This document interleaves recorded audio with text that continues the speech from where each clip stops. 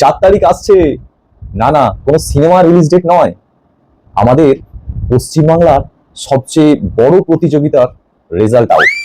এই 4 তারিখ নিয়ে বিভিন্ন ক্ষেত্রের মানুষের বিভিন্ন রকমের ভাবনা।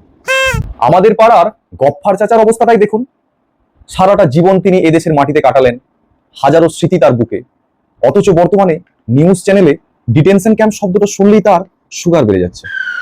চাচা ভাবছেন সারা জীবনটা তো এদেশের মাটিতেই ঘাম ঝরালাম, এখন শেষে কিনা রিফিউজি ক্যাম্পে গিয়ে ক্যালামাইন লোশন মেখে দিন কাটাতে হবে। ঠিক এবার আমাদের দাসপাড়ার মোহন কাকা, কাকা আবার মিডিয়ার বড় ভক্ত। উনি সারাদিনে এমন সব নিউজ চ্যানেল দেখেন যেখানে অ্যাঙ্কররা খবরের চেয়ে চিৎকার বেশি করে। ওই সব নিউজ চ্যানেল দেখে কাকার মনে আবার ভয় হয়েছে, 4 তারিখ যদি ওরা জিতে যায় তাহলে পরের সকালেই ওই মোড়ের পাশে শিব মন্দিরটা রাতারাতি পাকিস্তান বর্ডার হয়ে যাবে।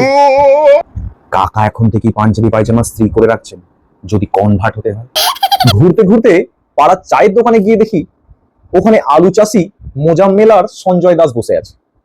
তাদের আলোচনার বিষয় আলুর দাম। তারা একটাও আলু ক্ষেত থেকে এবছরে বিক্রি করতে পারেনি, সবই ওই কোল্ড স্টোরেজে জমা। সঞ্জয় বলছে, ভাই নতুন সরকার এলে কি আলু সোনা হয়ে যাবে? মোজাম্মেল বলে, ধুর, পুরনো সরকার তো তবু আলু চেনে রে ভাই, নতুন সরকার এলে হয়তো বলবে আলু মাটির নিচে ধরে নাকি গাছের উপরে। এর কাছে পলিটিক্স মানে শুধু ওই এক বস্তা আলুর দাম।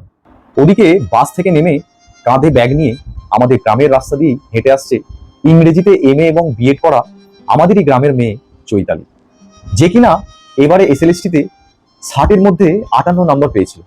তবুও সে ইন্টারভিউয়ে কোনো ডাক পায়নি, কারণ তার প্রতিযোগীরা আগের থেকেই 10 নম্বরের বোনাস পেয়েছে। রাস্তা দিয়ে হাঁটতে হাঁটতে চৈতালি হয়তো ভাবছে, নতুন সরকার এলে তার খাতা খুলবে নাকি তার মেধাটা ওই পুরনো লাইব্রেরির বইয়ের মতোই ধুলোমাখা হয়ে পড়ে থাকবে। বেকারত্বের যে কত ভার সেটা একমাত্র চৈতালির রেজাল্ট কার্ড জানে। আর এদিকে আমাদের পুলিশ ভাই মানিকের কথা তো বাদই দিন, পুলিশের চাকরি কিন্তু পকেটে ফুটো। সংসার পাতবে বলে সে লোনের টাকায় ছাড় দিয়েছে। মানিক ভাই এখন ক্যালেন্ডার হাতে বসে আছে।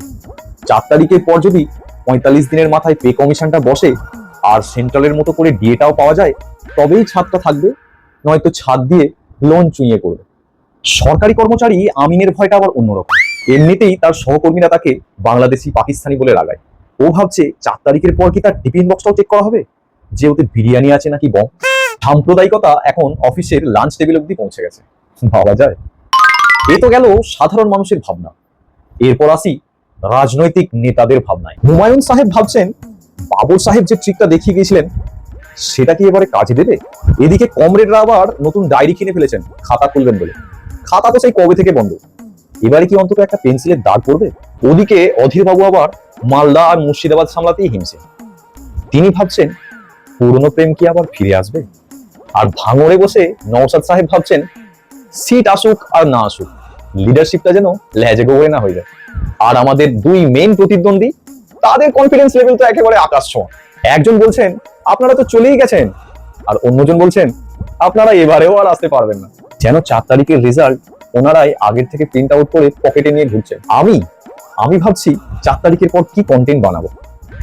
যদি পরিবর্তন হয় তবে এক রকমের রোস্টিং, আর যদি না হয় তবে ফের সেই পুরনো কন্টেন্টেই আবার নুন ঝাল মাখাতে হবে।